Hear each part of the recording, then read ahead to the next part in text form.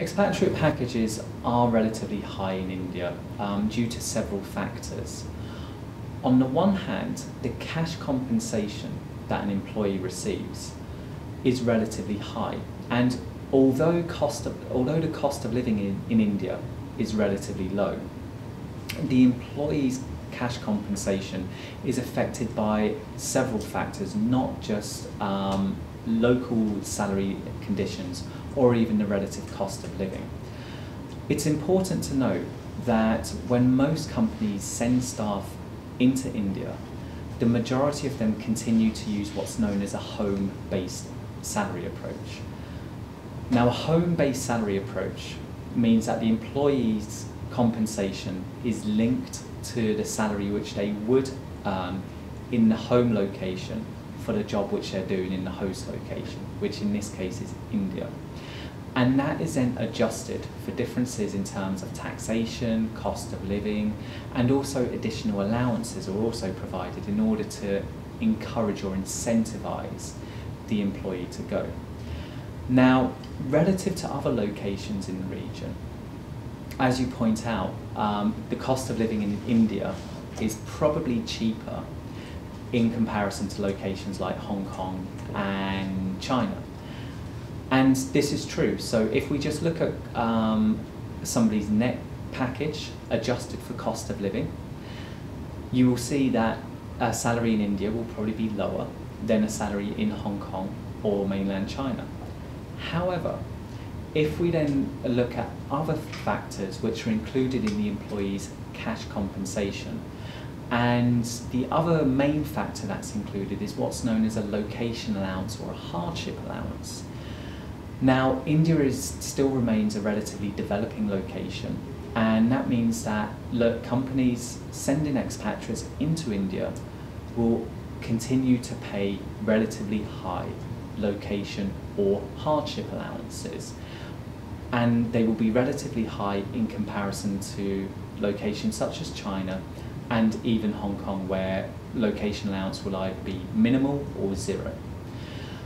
So because of this, this drives up the cash compensation that an employee would receive in India versus somewhere like Hong Kong or China.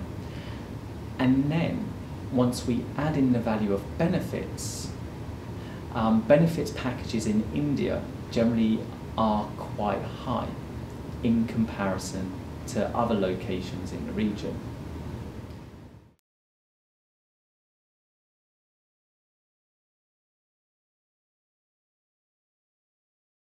Typically, expatriates receive several core or key benefits.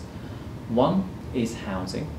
That may be as a benefit in kind or a housing allowance. The second is assistance with children's education. And then the third is transportation, things such as either providing a car allowance or a benefit in kind to the employee.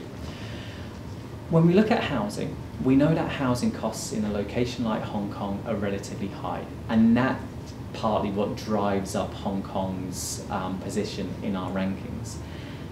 However, it's also important to note that housing costs in locations like Mumbai are also relatively expensive. So even though the general cost of living in India is relatively low in comparison to the region, the cost of benefits such as housing are relatively high because of a relative shortage of decent quality accommodation in a location like Mumbai. This means that housing costs that an expatriate would have to pay are actually quite similar to what an expatriate may have to pay in a more developed location in the region, such as Singapore or even Hong Kong.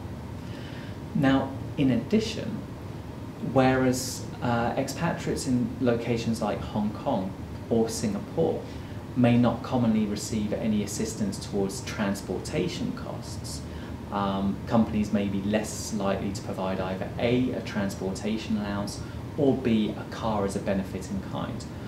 On the other hand, transportation is a very common benefit provided to expatriate staff in India. This reflects the fact that Obviously, local infrastructure is relatively poor in terms of public transportation and so on and so forth. So because of that, expatriates are more likely to receive a company car in comparison to expatriates assigned elsewhere in the region. And in addition to that, they'll also receive a driver, which also increase the cost of providing this benefit.